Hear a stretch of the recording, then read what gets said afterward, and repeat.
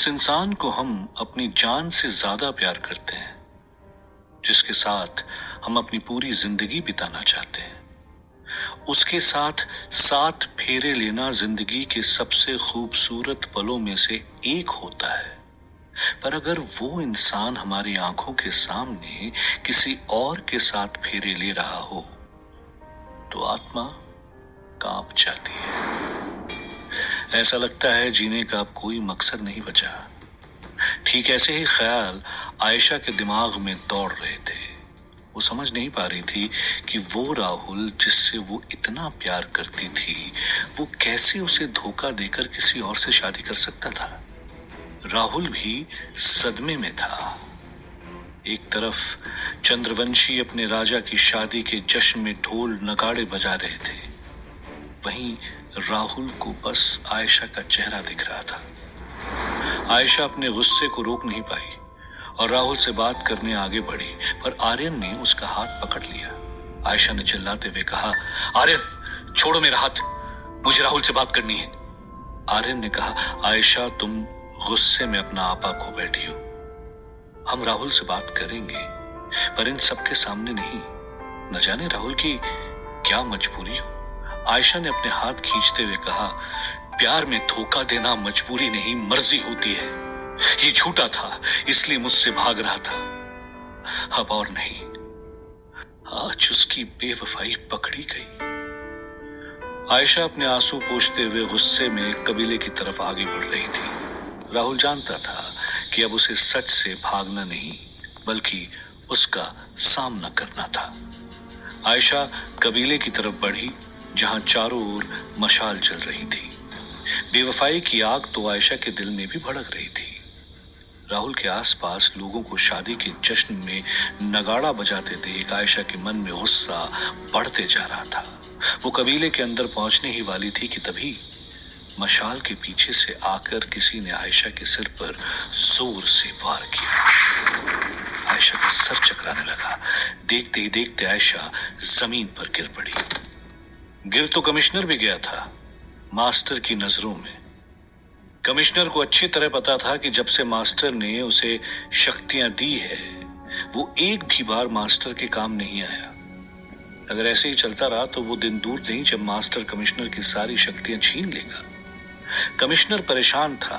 अगर किसी भी हाल में वो राहुल से पत्थर हासिल करके मास्टर को देने में कामयाब हुआ तो मास्टर जरूर उससे खुश होगा, पर कैसे? जो काम मास्टर खुद नहीं कर पाया वो कमिश्नर कैसे कर सकता था? कमिश्नर सोच में ही गुम था कि तभी पीछे से एक आवाज आई, क्या सोच रहे हो तुम? कमिश्नर ने चौंकते हुए पीछे देखा तो वहां मास्टर खड़ा था। कमिश्नर ने हिम्मत जुटाते हुए कहा, मेरे पास राहुल से वो चांद का टुकड़ा लेने का रास्ता है।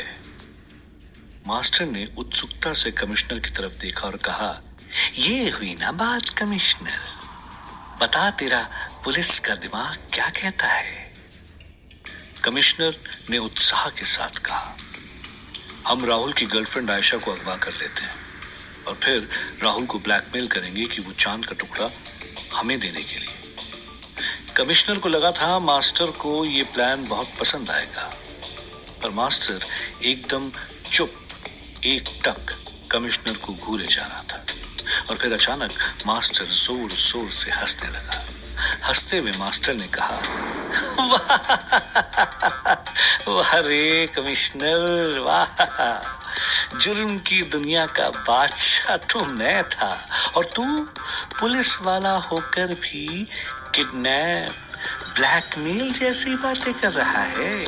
अरे मूर्ख, वो पत्थर तब तक हासिल नहीं किया जा सकता जब तक उसे सामने वाला अपनी इच्छा से ना दे। तू रहने दे, इतना जटिल काम तुझसे ना हो पाएगा, मुझे ही कुछ सोचना पड़ेगा। राहुल कभी सोच भी नहीं सकता था कि आयशा पर कबीले के पास कोई हमला कर सकता है। वो दौड़ते हुए आयशा के पास पहुंचा, उसे उठाने की कोशिश की, पर आयशा तब तक बेहोश हो चुकी थी। राहुल अंधेरे में उस शख्स को ढूंढ रहा था जिसने आयशा पर हमला किया था, और तभी शालिनी अंधेरे से निकलकर बाहर आई। राहुल ने चौंकते हुए शालिनी से पूछा, शालिनी, तुमने आयशा पर हमला किया? तुम्हारी हिम्मत कैसे? शालिनी ने राहुल की बात काटते हुए कहा, इस वक्त आयशा को शांत करने के लिए इससे अच्छा कोई रास्ता नहीं सूझा राहुल। मैं जानती हूं तुम नाराज हो, पर जरा सोचो, अगर इन चंद्रवंशियों के सामने आयशा और तुम्हारे रिश्ते का राज खुल जाता तो क्या ये लोग तुम्हें अपना राजा मानते?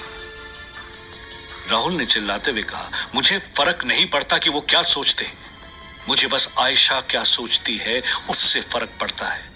वो जब होश में आएगी तो क्या मुंह दिखाऊंगा उसे मैं? राहुल रेत पर घुटने के बल गिर गया, पूरी तरह टूट चुका था। आर्यन भी वहां तब तक दौड़ता हुआ पहुंच गया था। राहुल ने उठकर आर्यन की गर्दन पकड़ ली और चिल्लाते हुए कहा, तू लाया है ना आयशा को यहां? बोल हाँ। आर्यन के माथे पर पसीना था और उसकी धड़कनें तेज हो चुकी थी। वो जानता था अगर उसने राहुल को फोन में लगे ट्रैकर के बारे में बता दिया तो राहुल से जिंदा नहीं छोड़ेगा। आर्यन ने झूठ का सहारा लेते हुए सारा इल्जाम बेहोश आयशा पर लगाते हुए कहा, नहीं राहुल, ये आयशा ने ही कहा था कि तुम्हारा पीछा करने के लिए, मैं सच कह रहा हूं। राहुल का मन विचलित था, उसे समझ नहीं आ रहा था कि आखिर वो करे तो क्या करे। और फिर राहुल ने कहा, मैं आयशा को लेकर अस्पताल जाता हूं, शालिनी तुम यहां संभाल लेना। राहुल आयशा को उठाने लगा। शालिनी ने राहुल को रोकते हुए कहा, राहुल तुम्हें इस वक्त कबीले में वापस जाना चाहिए। राहुल शालिनी की बात नहीं सुन रहा था। शालिनी ने जोर देकर कहा, राहुल मैं एक लड़की हूं, जानती हूं ऐसे हालात को कैसे संभाला जाता है। इस वक्त तुम जितना आयशा के साथ रहोगे उसे उतना गुस्सा आएगा। होश में आने के बाद आयशा को मैं समझाऊंगी। एक बार उसका गुस्सा शांत हो जाए फिर तुम उससे बात कर सकते हो। तुम जाओ राहुल। राहुल को शालिनी की बात मानने में ही समझदारी लगी। कबीले की तरफ जाते हुए राहुल ने बेहोश आयशा की तरफ पलट कर देखा और शालिनी से कहा, जब इसका दिल दुखता है तो ये बहुत अजीब बर्ताव करती है, चीखती है, चिल्लाती है। जो भी कहे सुन लेना, पर इसका ख्याल रखना, किसी भी हाल में इसे अकेला मत छोड़ना। शालिनी ने राहुल से आयशा का ख्याल रखने का वायदा किया। राहुल कबीले की तरफ चला गया। शालिनी और आर्यन भी आयशा को लेकर कार की तरफ जाने लगे, पर आर्यन का ध्यान सिर्फ कबीले की तरफ था। वो जानना चाहता था कि आखिर यहां चल क्या रहा था। जिन चंद्रवंशियों के इतिहास के बारे में किसी को भी नहीं पता। वो चंद्रवंशी उससे कुछ ही दूर पर थे। इससे अच्छा मौका आर्यन को और कभी नहीं मिलता। इसलिए उसने हड़बड़ाते हुए शालिनी से कहा, आप आयशा को ले जाओ, मुझे राहुल से कुछ जरूरी बात करनी है, मैं अभी आया। शालिनी ने आर्यन को रोकने की कोशिश की, पर आर्यन ने शालिनी की बातों को अनसुना कर दिया और सीधे कबीले की तरफ चला गया था। वहीं राहुल भी अपनी सोच में गुम आयशा के बारे में सोचते हुए कबीले की तरफ जा रहा था। मास्टर भी सोच में गुम था कि किस तरह राहुल से उस चांद के टुकड़े को हासिल किया जाए। मास्टर ने कमिश्नर से कहा, कमिश्नर, तेरे प्लान से अगर क्राइम हटा दे तो इतना भी बुरा नहीं है। कमिश्नर ने हैरानी से पूछा, मतलब? मास्टर ने कहा, वो पत्थर अपनी मर्जी से दिया जाए तो ही हासिल किया जा सकता है, और इस पूरी दुनिया में ऐसा एक ही शख्स है जिसे राहुल अपनी मर्जी से पत्थर दे सकता है, और वो है आयशा। कमिश्नर ने कहा, पर मास्टर, आयशा जिसे इस दुनिया में सबसे ज्यादा नफरत करती है वो तुम हो। ये सुनकर मास्टर जोर जोर से हंसने लगा और कहा, वाह कमिश्नर, तू तो पते की बात कह गया। बस अब हमें ऐसा कुछ करना पड़ेगा कि आयशा वही करे जो हम कहें। एक बार वो पत्थर आयशा के हाथ लग गया तो हम तक पहुंचने में देर नहीं लगेगी। मास्टर की आंखों में शैतानी साफ झलक रही थी। उसके दिमाग में कुछ ऐसा चल रहा था जो राहुल और आयशा की दुनिया बर्बाद करने वाला था। वैसे राहुल की दुनिया तो बर्बाद हो चुकी थी। वो आयशा जिसे राहुल ने मरने के बाद जिंदा किया था, उसी आयशा को आज राहुल ने दुनिया का सबसे बड़ा दर्द भी दे दिया था। उसमें हिम्मत नहीं थी कि वो कभी भी आयशा का सामना कर पाए। चंद्रवंशियों के जश्न के बीच राहुल गुमसुम सा बैठा ये सोच रहा था कि वो यहां आया ही क्यों? क्या उसकी जिंदगी में कभी खुशी लिखी ही नहीं हुई है? आखिर क्यों मुसीबत हमेशा उसके दरवाजे पर दस्तक देने आ जाती है? राहुल खुद के सवालों में उलझा हुआ था कि तभी सरिता ने राहुल के सामने आकर उसे एक प्याले में अजीब से लाल शरबत को पीने के लिए कहा। राहुल ने पूछा, ये क्या है? सरिता ने मुस्कुराते हुए कहा, ये शादी की रात हर चंद्रवंशी को ग्रहण करना होता है। इसे हमारा रिवाज समझ लो। राहुल इस वक्त किसी से भी ज्यादा बात नहीं करना चाहता था, इसलिए बिना और कुछ पूछे राहुल ने एक घूंट में उस शरबत को पी लिया था। शरबत पीते ही अचानक से राहुल का सर चकराया। राहुल ने चौंकते हुए कहा, इसमें क्या था? सरिता ने कहा, वो तुम्हें आज रात को पता चल ही जाएगा। ये कहकर सरिता वहां से चली गई। राहुल इस बात से अनजान था कि दूर खड़ा आर्यन सरिता और उसकी बात ध्यान से सुन रहा था। आर्यन ने कबीले के चारों तरफ नजर घुमाई तो देखा कि मशालों के पास कई अजीब और गरीब औरतों की मूर्तियां रखी हुई थी। आर्यन के चेहरे से लालच साफ टपक रहा था। आर्यन ने तुरंत ही माया को फोन लगाया और मूर्ति की तरफ देखते हुए कहा, वही पतली कमर, खूबसूरत जिस्म वाली मूर्तियां ठीक मेरे सामने रखी है माया मैडम। माया ने खुशी से कहा, वेल डन आर्यन, मुझे वो मूर्ति दे दो और आकर अपना इनाम ले लो। आर्यन ने फोन काटा और आसपास देखा तो चंद्रवंशी अपने राजा और उसकी शादी का जश्न मना रहे थे। उन मूर्तियों पर किसी की भी नजरें नहीं थी। यही मौका था आर्यन के पास उन मूर्तियों को चुराने का। आर्यन ने बड़ी ही चालाकी से उनमें से एक मूर्ति को चुरा लिया था। वहीं रेगिस्तान में खड़ी शालिनी आर्यन के वापस आने का इंतजार कर रही थी कि तभी आयशा की आंखें खुलने लगी। शालिनी घबरा गई। वो नहीं चाहती थी कि आयशा को किसी भी हाल में दोबारा होश आए। शालिनी के चारों तरफ अंधेरा था। वो जानती थी कि इस वक्त कोई उसे देख नहीं रहा है, इसीलिए शालिनी ने आंख बंद कर ली और देखते ही देखते उसके कंधे से पंख निकल आए।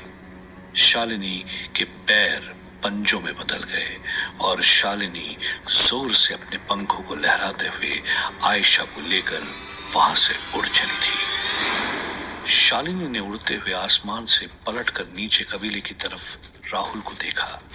राहुल लहराते हुए टेंट की तरफ जा रहा था। शालिनी ने मन ही मन सोचा, राहुल प्लीज ऐसा कुछ मत करना जिससे मेरा प्लान फेल हो जाए। मुझे आयशा को छोड़कर जल्दी वापस आना होगा। ये सोचते हुए शालिनी चांद की रोशनी में जोर जोर से पंख लहराते हुए वहां से चली गई थी। राहुल जब टेंट के पास पहुंचा तो उसके साथ सरिता भी थी। राहुल का सर अब भी चकरा रहा था। सरिता ने राहुल से कहा, जाओ अंदर, तुम्हारी पत्नी तुम्हारा इंतजार कर रही है। राहुल खुद को संभालते हुए जैसे ही अंदर पहुंचा तो वो चौंक गया था। वहीं उसके सामने पारदर्शी साड़ी पहनी लेखा चुपचाप कालीन पर बैठी थी। लेखा सर से लेकर पांव तक बेहद खूबसूरत लग रही थी। राहुल खुद को लेखा को घूरने से रोक नहीं पाया। लेखा ने धीरे से कहा, मुझे याद है, ये शादी सिर्फ एक समझौता है।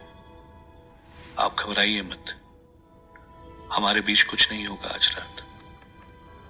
आप उस कोने में सो जाइए, मैं इस कोने में सो जाऊंगी। राहुल ने सर हिलाया और दूसरे कोने में जाकर वो अपना कवच उतारने लगा, पर बहुत कोशिश करने के बाद भी राहुल अकेले कवच को उतार नहीं पा रहा था। लेखा ने राहुल को देखा और उसके पास आकर वो राहुल को कवच उतारने में मदद करने लगी। रेखा को अपने इतने पास देखकर राहुल की धड़कनें और तेज होने लगी थी। राहुल के हाथ लेखा के शरीर को छूने के लिए उतावले हुए जा रहे थे, पर राहुल अपने इस उतावले मन को रोकना चाहता था। वो अंदर ही अंदर चीख रहा था कि उसे सिर्फ आयशा से प्यार है, उसके अलावा वो किसी और को नहीं छुएगा।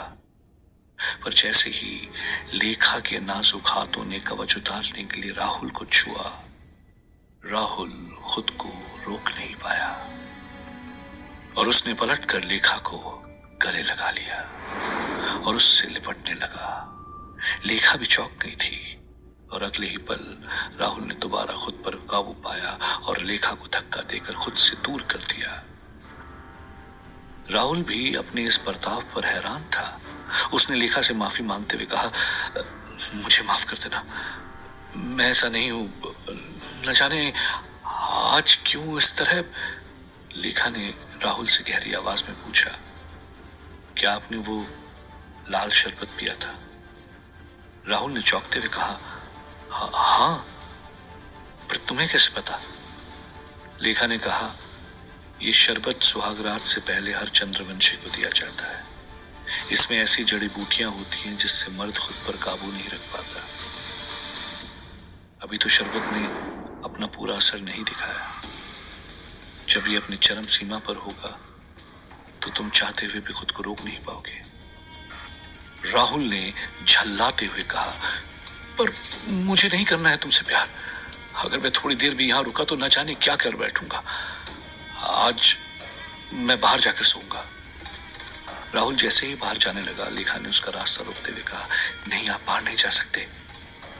एक चंद्रवंशी शादी की रात अपनी बीवी को अकेला नहीं छोड़ता, अपशगुन माना जाता है।